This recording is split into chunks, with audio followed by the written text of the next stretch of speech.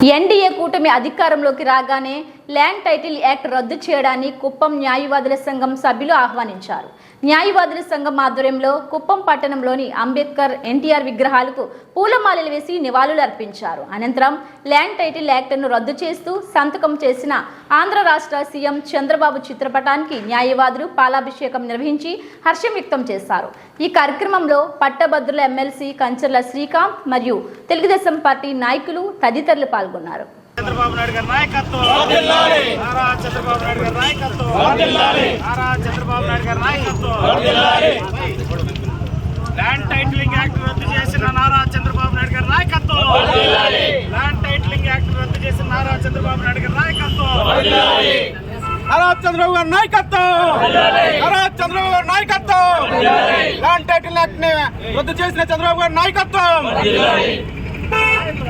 తీసుకోవాల్సినటువంటి land titling act 2022 అనే దాన్ని ఇది లోపభూయిష్టంగా ఉందని, ఈ యాక్ట్ ఇంప్లిమెంట్ చేస్తే సగటు రైతులకు కానీ భూముల మీద హక్కులు కలిగి ఉండే వాళ్ళకి కానీ వాళ్ళ హక్కులకి భంగం కలుగుతుందని న్యాయవాదులు గత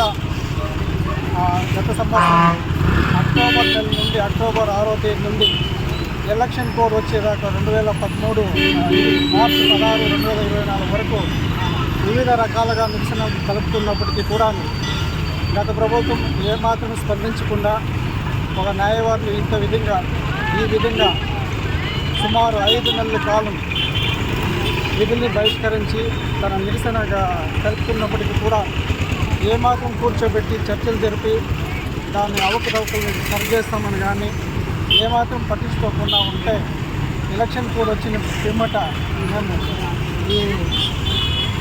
మా నిరసన కార్యక్రమం మొదలు ఈ విషయాన్ని ఎలాగైనా పబ్లిక్ దృష్టికి తీసుకువెళ్ళాలంటే మాధ్యమం ఏమని ఎదుగుతున్నప్పుడు ఎలక్షన్ కోడ్ వస్తూ ఉంది కాబట్టి అపోజిషన్ పార్టీ వాళ్ళకి వాళ్ళ ద్వారా మనం దీన్ని ప్రజలకు గట్టిగా తీసుకువెళ్ళాలని యావత్ రాష్ట్రంలోని న్యాయవాద మిత్రులందరూ కూడా కలిసి ప్రతిపక్ష నాయకులైనటువంటి గౌరవనీయులు ప్రస్తుతం ముఖ్యమంత్రి నారా చంద్రబాబు నాయుడు గారి దృష్టికి కానీ అలాగే పవన్ కళ్యాణ్ గారి దృష్టికి మా న్యాయవాదులను తీసుకువెళ్ళగా వాళ్ళు దీన్ని కూలంకుషంగా చర్చించి దీని అవకతవకల గురించి న్యాయ నిర్ణయంలో చర్చలు జరిపి ఇది లోపభూయిష్టంగా ఉందా లేదా అని వాళ్ళు కన్సర్న్ తీసుకున్న తర్వాత ఇది లోపభూయిష్టంగా ఉంది అని చెప్పి వాళ్ళకున్న సుదీర్ఘ రాజకీయ అనుభవంతో ఇది లోపభూయిష్టంగా ఉంది, ఇది కానీ ఇంప్లిమెంట్ చేస్తే సగటు ప్రజలు, చిన్న సన్నకారు రైతులు ఏమాత్రము చట్టాలపైన అవగాహన లేని ఒక రెవెన్యూ డిపార్ట్మెంట్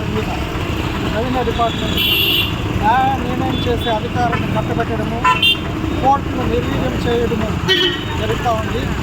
ఈ విధంగా పోతే సగటు ప్రజలకి రెవెన్యూ వ్యవస్థలో న్యాయం జరగదని, ఆ రెవెన్యూ వ్యవస్థల దగ్గర పోయి రైతు న్యాయం పొందలేడని, ఒకవేళ అట్లా పొందే ప్రయత్నం చేసినప్పటికీ కూడా అప్పటి గవర్నమెంట్ ఏది ఉంటే అది వాళ్ళ చేతుల్లో ఈ రెవెన్యూ అధికారులు వాళ్ళ చేతుల్లో ఉండాలి కాబట్టి దాని మీద వాళ్ళకి ఏమాత్రం న్యాయం జరగదని, ఇలా దీని మీద అప్లెట్ అధికారులు ఇక్కడ నుండి చిత్తూరు నుండి ల్యాండ్ టెంపల్ విజయవాడ అక్కడ నుండి నేరుగా హైకోర్టుకి ఇట్లా అప్లెట్ అధికారాలు మొత్తము కూడా హైకోర్టుకో లేదు రెవెన్యూ ల్యాండ్ ట్రిబ్యునల్కి కట్టబెట్టడం వల్ల సగటు సామాన్య చిన్న సన్నకారు రైతు ఎకరా 2 ఎకరాలు 6 ఎకరాలు పొలం కట్టుకున్న వాళ్ళు ఎవరు కూడా హైకోర్టు వరకు తలుపు కట్టడం అనేది అసాధ్యము. అలాంటి పరిస్థితి వచ్చినప్పుడు వాళ్ళు ల్యాండ్ వదులుకోవాల్సింది అంట, వాళ్ళ భూమి మీద ఉండే హక్కుని వదులుకోవాల్సి పట్టే ఆ సిచ్యువేషన్ వస్తుందని గ్రహించిన నారా చంద్రబాబు నాయుడు గారు దీన్ని వాళ్ళ మేనిఫెస్టోలో సెకండ్ ప్రయారిటీ కింద పెట్టుకొని ప్రజలకి విస్తృతంగా దీని మీద అవగాహన కల్పిస్తూ వాళ్ళు ఎక్కడైతే మీటింగ్ పెట్టుకుంటూ ఈ ఎలక్షన్ క్యాంపెయిన్లో దీన్ని విస్తృతంగా తీసుకుపోయి ఇది కానీ ల్యాండ్ టైటిలింగ్ యాక్ట్ ఇంప్లిమెంట్ అవుతే సగటు ప్రజలకు ఇబ్బంది వస్తుంది, ఈ యాక్ట్ని రద్దు చేస్తాను నేను వస్తాను చెప్పి సెకండ్ ప్రయారిటీ కింద పెట్టినారు. అదేవిధంగా పబ్లిక్ కూడా క్లియర్ మ్యాండేట్ ఇచ్చినారు.